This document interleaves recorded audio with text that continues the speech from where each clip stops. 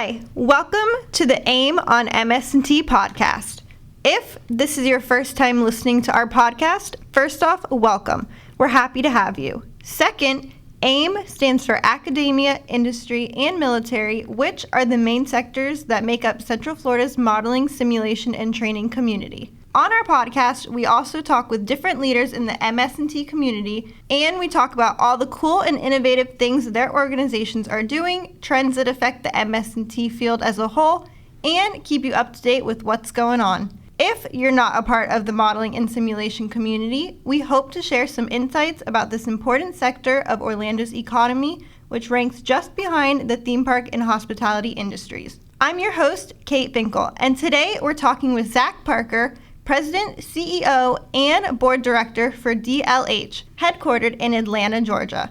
Today, Zach is joining us virtually, and Zach is actually our first official remote guest on our podcast. We have been looking forward to having you join us today, Zach. Thank you for taking some time to talk with us. Great to be here. Thank you, Kate. Zach, we always start our episode off with our guests introducing themselves. Can you please introduce yourself and tell our audience about your background and how you became to be the CEO for DLH? Well, thank you again. It's my pleasure to join you here virtually. I happen to be in the Washington, D.C. area today, and I do love my time in Orlando, and originally was going to be there today, but unfortunately, duty calls with things going on here in the Washington area. Right. I am the President and Chief Executive Officer of DLH Corporation, originally founded in 1969. However, when I joined the company in 2010, it was as part of a transformation where they sold off a large amount of commercial business. And it really marks when we began to become a technology company focused around defense, logistics, and health initiatives across the federal government. That transformation has evolved quite a bit over the years, and I'm happy to chat with you a little bit about that as we continue our conversation. With regard to my background and how it fits with both the company and where we are today, I must say that I started more than 25 years ago while in grad school as a human factors engineer. I began to provide some part-time work supporting the Navy on military readiness. I kind of cut my teeth first on Navy systems, supporting reliability, maintainability, and availability, and our forces, which focused on logistics and training. Okay. So that background was one that really gave me some good roots in understanding the markets that we serve today. My two first projects were at Naval Air Station Jacksonville and Naval Station Mayport. So I spent quite a bit of time there in the Florida arena supporting Navy programs.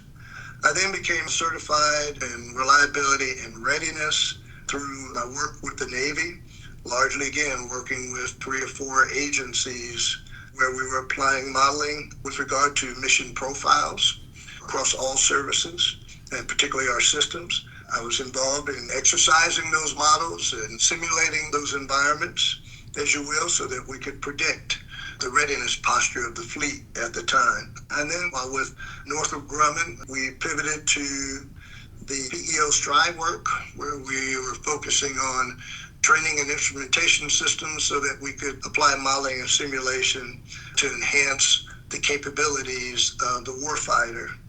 And then that led me to also, subsequent to 9/11, many of us supporting the DoD infrastructure and the military facilities across the world really became focused around ATFP, anti-terrorism and force protection.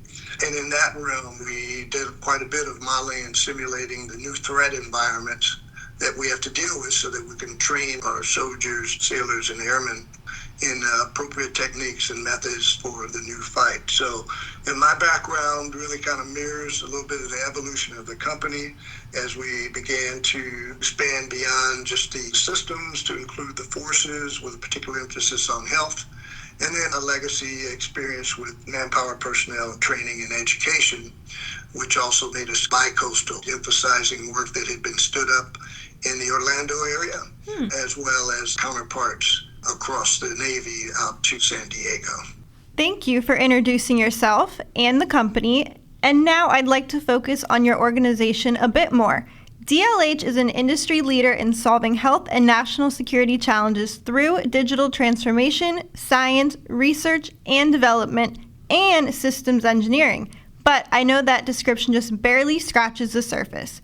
Could you tell us a little bit more about DLH? What is its organizational history, and where does it focus its efforts in the modeling and simulation space nowadays? Early on, we were focused on largely just systems work, but it became clear to me and us as an organization, largely in 2015-16 time period, that is, we're going to emphasize technology enablement for all that we do, that we really needed to hone in on three market focus areas. And those, of course, are what today we refer to as digital transformation and cybersecurity. We also have a strong focus around the application of science in research and development. And then, as we talked about, as you mentioned, our systems engineering and integration capabilities were also extremely, extremely important for us to leverage in all three of those domains. As we started to align our organic development of key talent in the company, as well as the organic and acquisitive growth of our capabilities, we wanted to emphasize making sure that we had a mission focus around our targeted agencies and our customers. And those included, earlier, the Military Department of Defense, our heritage, which was largely the veterans community, and began to expand around public health, which included the civilian agencies. And so modeling and simulation is one of those tools that we have felt enabled us in every aspect of those three foundations. And it's proven to be a differentiator for us as we begin to invest in and build that organic capability with hardware, software, systems, expertise, and most importantly, very, very advanced data fusion technologies. And we'll talk about some of that application downstream. But that's generally what led us to finding a home for where I wanted that component of our story to be built. And a few years ago, we landed with Orlando being that particular environment because I believe that it is the modeling simulation center of the universe. Yeah, that's true. Can you now tell us a little bit more about DLH Corporation's next generation environment for unified research and analysis, or NEURA? What makes it stand out in the field of health and national security solutions? I'm really excited about NEURA. It happens to be a cutting-edge platform that we developed that integrates the advanced technologies that we described in order to enhance research and analysis capabilities that are largely applicable to training, discovery, and warfighter performance. What sets NEURA apart is its ability to unify various data sources and intelligence in order to derive actionable insights. This is particularly crucial in health and national security, where timely and accurate information can make a significant difference in our ability to accomplish our missions. NEURA's robust infrastructure supports digital transformation. It enables a variety of federal programs to solve really complex problems that are more efficiently derived and ultimately creates greater efficiencies for the ultimate agency. By leveraging NEURA, we can improve decision-making processes both in theater and on the scientific table. We can enhance operational efficiencies by substantially elevating the training objectives and execution for troops, whether it be in a virtual environment or actual constructive environments. And then ultimately, at the end of the day, we're all about achieving better outcomes for our constituents, whether it be in a population health or in a military health environment. That sounds great. Can you now share some insights on DLH's NEURA and how it supports research at DLH Research Park Incubator Office on the UCF campus? Right. Well, it is a subcomponent of an initiative we started, also as indicated a couple of years ago, called Nexus Labs. And for Nexus Labs is really our concept for bringing together or creating an environment, a secure data capture and analytics environment, where we can plug and play different tools and technologies that either customers or some of our biomedical engineers or some of our epidemiologists and research talent can come to test out new theories, new hypotheses, as well as enabling instructional system design techniques. That allows us to really have an opportunity to differentiate ourselves and our value propositions for customers that draw upon these tools. Neura itself, as a part of our Nexus Labs, is truly a modeling and simulation sandbox that represents an innovative platform which is designed for not only research, but also for systems engineering capabilities within our DLH Research Park Incubator Office, which is on the UCF campus. The sandbox environment integrates advanced modeling and simulation tools with Neura's robust data analytics and machine learning capabilities. By providing a controlled and flexible space for experimentation, researchers can develop, test, and refine new solutions more efficiently. This setup is particularly beneficial for health and national security projects where accurate simulations and data-driven insights are crucial. The collaborative atmosphere of our incubator office further fosters innovation, allows our researchers to leverage shared resources and expertise to tackle complex challenges, and to drive impactful results to enhance the training posture of all of its constituents. DLH Corporation is known for its advanced modeling and simulation applications. Can you explain how DLH differentiates its MS applications to include but also go beyond traditional training scenarios? While training scenarios are a critical component of our modeling and simulation applications, DLH Corporation extends the use of these technologies far beyond just training. Our modeling and simulation applications are designed to support a wide range of functions, including operational planning, decision support, and predictive analytics. For instance, in the realm of health and national security, we use modeling and simulation to simulate and optimize complex research protocols, enhance logistics for disaster response, and even model the spread of infectious diseases to inform public health strategies. By integrating advanced analytics, artificial intelligence, machine learning, robotics engineering, and the like, our modeling and simulation applications provide comprehensive solutions that enhance readiness, improve decision-making, and ultimately drives innovation across various domains. This holistic approach ensures that our clients can leverage the full potential of modeling and simulation technology to address their unique challenges and achieve their mission objectives. A key application of our modeling and simulation data science capabilities for public health research is situations in which many factors combine and interact to affect an adverse health outcome. Traditional analysis methods that focus on single independent risk factors miss the whole story. But combining a large data sources in a simulation model can allow us to understand more accurately how these many factors interact. A prime example is suicide prevention, which we have demonstrated before in some other professional settings.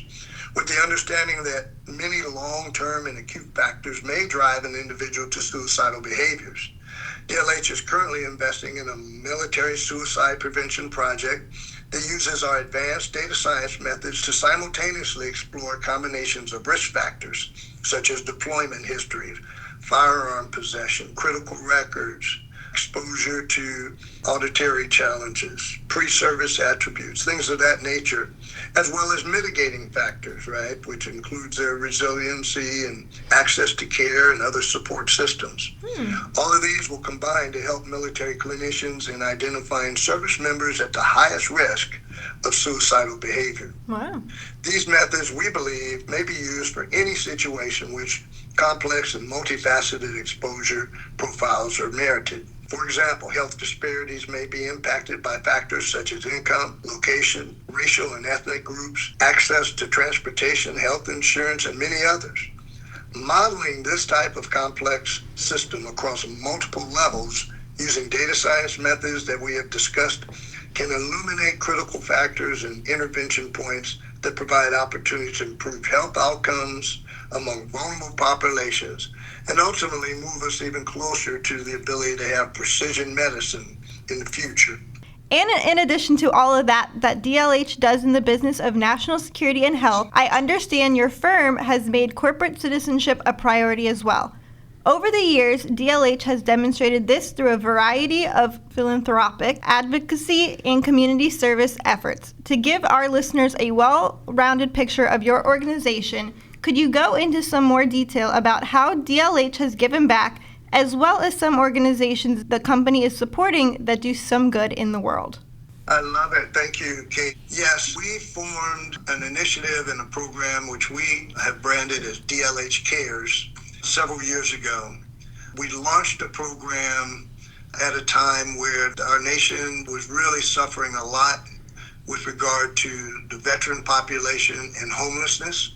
At the time, the veterans and the VA represented the largest business portfolio within DLH back in 2010, 2011. So I really felt it was important for us to find a way to give back and to create opportunities for our workforce who truly had a heart for our constituents of our business. So we launched DLH Cares with a number of initiatives, most notably being our homeless veterans. So we stood up our National Window of Service. NWS is where we focused from 9/11, or Patriots Day, through November 11th, which is Veterans Day, a window to have all of our employees across the country, wherever they were, to participate in activities to help with the veteran homelessness challenge. That's great. And from that time period, we've continued to grow and expand that as we began to do work and provide services for other agencies, including expanding our work with the military. We began to lean into programs like Operation Home Front to help transitioning military folks to be able to transition to the next life, and a number of other embracing relationships to include Wounded Warrior Program and others. And then we began to take a look at how can we further initiatives in communities that we serve and that we seek to build greater relationships. And I'm proud that over the last few years, through our partnership with UCF and others in Orlando, that we continue to find ways of giving back to the community. It will continue to be an integral part of our ethos and a very material part of our vision. Switching it up a little bit and moving on to current events, what do you see going on in the world currently that could potentially be the biggest disruptors to the market or national security in a way that could dramatically affect DLH's priorities and how it focuses its resources? No, great question. We're at a time today where all of us in our industry are really dealing with a set of challenges that I consider quite unprecedented. When you look at the world in a global front, that includes transitions from a heavy focus around Indo-PACOM, and as well as the expansion now of unrest in areas such as what's going on in Gaza, what's been happening in Ukraine. Our resources are strained as a federal government. At the same time, this administration is doubling down on driving efficiencies and cost savings throughout the federal government. Right. And we believe that one of the key solutions for the long term is to apply methods of collecting data in a way that helps us to drive decisions based upon efficiencies and mission success in parallel. And that, again, is what readiness is all about, and what cost efficiencies are all about. Those are the key components and objectives of our development of our sandbox focused on modeling and simulation, i.e. NEURA, as well as our data capture and data fusion tools, its companion, which we call Cyclone. And so I believe that as a nation, we're going to have to do more of creating tools and systems to help us become more efficient, greater stewards of our federal dollars, as we've had to do within DLH over the last decade. And our ability to show customers reductions in per capita cost and ultimately cost savings will continue to be, I think, the primary needs of the day to tackle the challenges we have as a nation today.